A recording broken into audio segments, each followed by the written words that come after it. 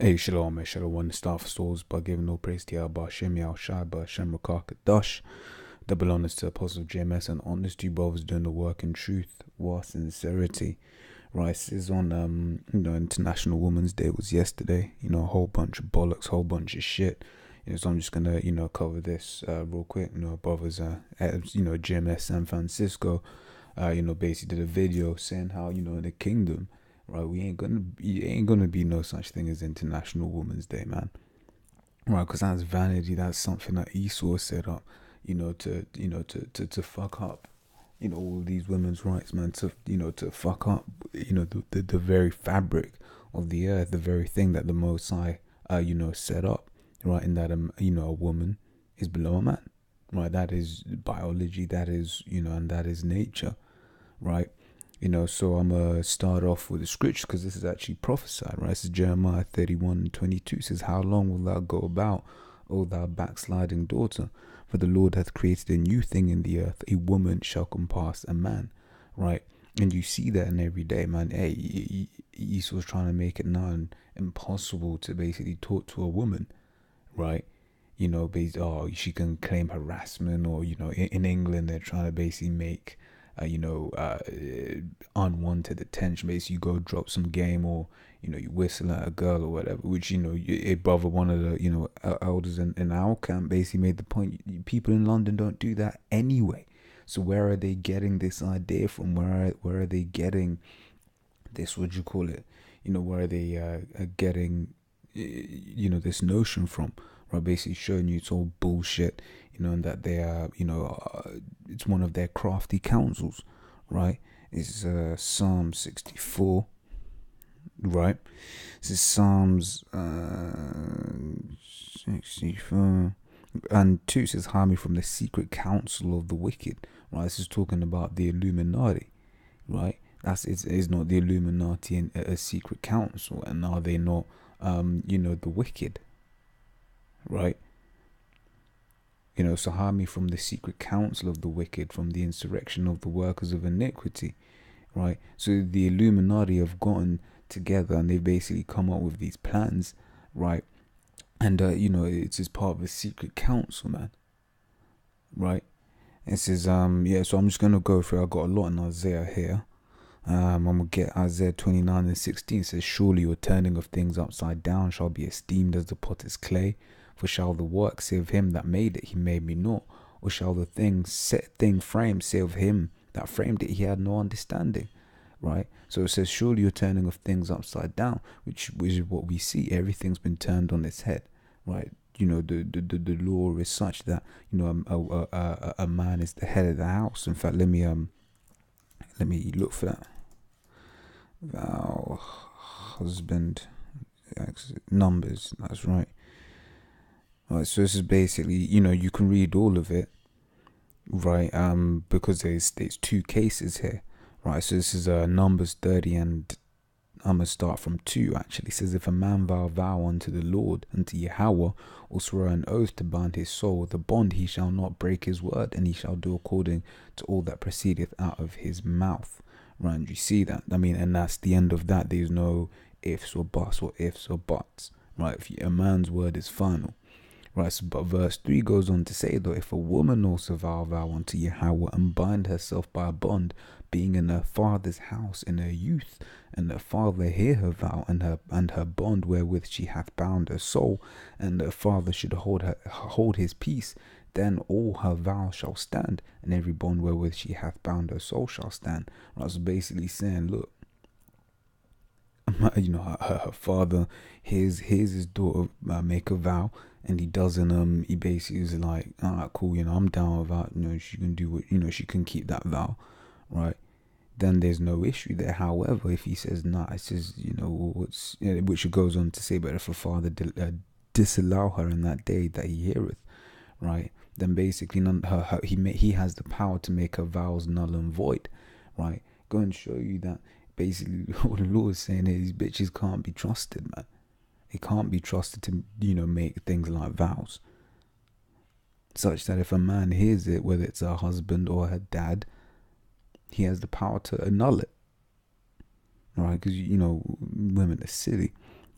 Right, this is verse 10. It says, and if she vowed in her husband's house, or bound her soul by a bond with an oath, and her husband heard it and held his peace, and disallow her not, then all her vows shall stand. Right, and every bond wherewith she bound her soul shall stand. But if her husband hath utterly made them void on the day he heard them, then whatsoever proceedeth out of her lips concerning her vows, or concerning the bond of her soul, shall not stand. Her husband hath made them void, and Yahweh shall forgive her. Right, basically saying, like, once again, the man has power over anything that she says. So I read that. It says, surely your turning of things upside down shall be esteemed as the potter's clay, for shall the work say of him that made it, he made me not, or shall the thing say of him that framed it, he had no understanding. Right? So basically saying, yo, look, the Lord is the one that set everything up, but Esau was basically going around trying to say the Lord had no understanding when he was setting everything up. Right? As Isaiah 10:1. Right, you see these old school ones, man. It says, woe unto them that decree unrighteous decrees. And who's doing that right now? Who's writing all the laws? Right, you can go to those African countries, but they're still for the most part bound by the laws, of the IMF. The IMF will say, oh, we can't give you any aid, unless you keep, you get down with this or you get down with that. That's one of the ways Esau's been able to spread his poison throughout all the earth, right? It says, woe unto them that decree unrighteous decrees, and that write grievousness which they have prescribed. Right, and all of these things about men, women equal, men, how homosexuals are equal. That's an unrighteous decree, but that's what you get out of it. Because when you actually look at you look at some of the work of these women's right, these feminists, they're all about that general equality. Right, you got the term also, because they're all about that general equality, men and women, men and homosexuals, this, that, and the other. So it's all a hot fucking mess. And as the brother say, man, that ain't gonna be observed in the kingdom, because this is the work of the wicked, work of the devil. Right, this is Micah 2. It says, woe to them that devise iniquity and work evil upon their beds. When the morning is light, they practice it, because it is in the power of their hand. Right, basically saying, look, woe means destruction, right? It says, destruction to them that devise iniquity. Is not what we're talking about iniquity? Is it not wickedness? Is it not an evil, right? And then when they get the chance, they put it into play. They'll have a plan, and they'll be like, look, this is what we're gonna do, right? And then they'll put it into play. But when it goes on to say, because it's in the power of the hand, because who else can take them? Who else can stop them apart from Yahweh Hashem Yahweh Shai, right? But this is now going on the other side, right? Because as point the brother was making is, in the kingdom we ain't going to be having no International Women's Day. It's madness, right? It's Isaiah 32:2 says, and a man shall be as an hiding place from the wind, and a covert from the tempest, as rivers of water in a dry place, as in the shadow of a great rock in a weary land. Right, so in the time that is to come, read Daniel, the 12th chapter, talks about a time like never before seen on earth. Right, it says that it says, and a man shall be as an hiding place from the wind. Right, basically meaning that man is going to be the one that's going to be protecting. Because right now, man is just this disposable thing. He's just a dick to bounce on for these women, and Esau has made it such. Right, but in that day, a man, and more so an Israelite man of the elect, right, he's going to be the the only in fact, let me get that. No, it says 1 Timothy, the 2nd chapter. I'm gonna start from verse 11. It says, let the woman learn in silence with all subjection. Right, you look up that word subjection, hypertarge G5292. Right, it says subjection, the act of subjection, obedience, subjecting. Right, these women are going to be in complete subjection in that day. Right, and they ain't supposed to usurp. As it goes on to say, verse 12 says, but I suffer not a woman to teach. So you got these women teachers, these women pastors. That's completely against the scriptures. Right, it says, nor to usurp authority over the man, but to be in silence. So a woman ain't above the man. The man is the head of the house. Right, it says, for Adam was not, and any man is above any woman. Right. says, verse 13, for Adam was first formed, then Eve. And Adam was not deceived, but the woman being deceived was in transgression. Notwithstanding, she shall be saved in childbearing, and if they continue in faith and charity and holiness and sobriety. Right? So basically saying, look, a woman is saved by being with a man of the Lord. And that's it. It's not technically, it doesn't mean you actually have to have children with the woman. Right? But basically, if that, as Apostle Tara put it, if she's with you, when the chariot's there and you're a man of the Lord, she gonna be saved with you, right? But that's an if. That's an if, right? Because a friend is not known in prosperity, as the scripture had said. Right? You might think your woman's good, but this is good times. But as soon as you're like, she might say, you use the house for the Passover. We'll be upstairs, or she may give you, act the part of a good Israelite woman. But when her belly's empty, when these things that you tell her actually come to pass, then you'll see whether she's with you, right? So in the main point, there's a woman to usurp authority over the man, to learn, all subjection, right?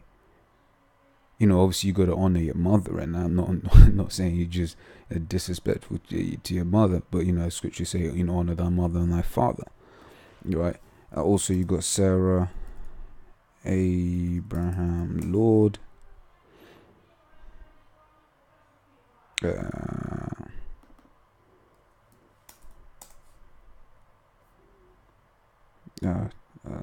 how's it spelled?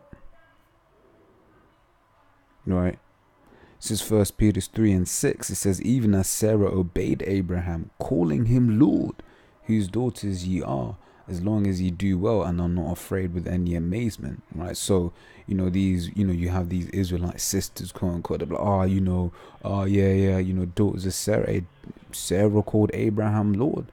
Unless you're willing to do that, then first and foremost, that's us as a straight cut to the fact that you ain't, what I'm looking for, daughters of Sarah, which, you are, right? As the scripture has just said, but you get my sentiment. They'll try and act as if they're Sarah herself, right? So even as Sarah called him, so in the kingdom, man, these women are going to be in subjection, and as the brother say, ain't going to be no International Women's Day, right? Miss Mother Goddess Heaven worship, right?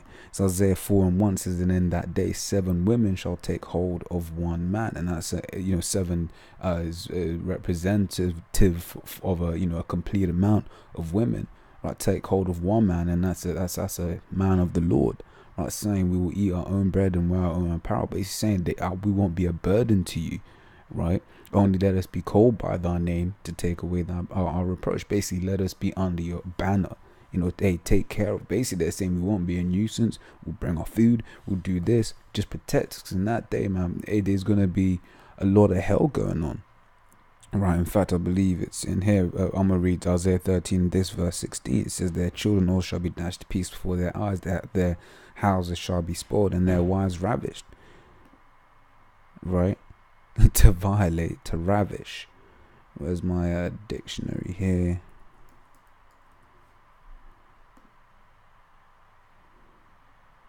To seize, right?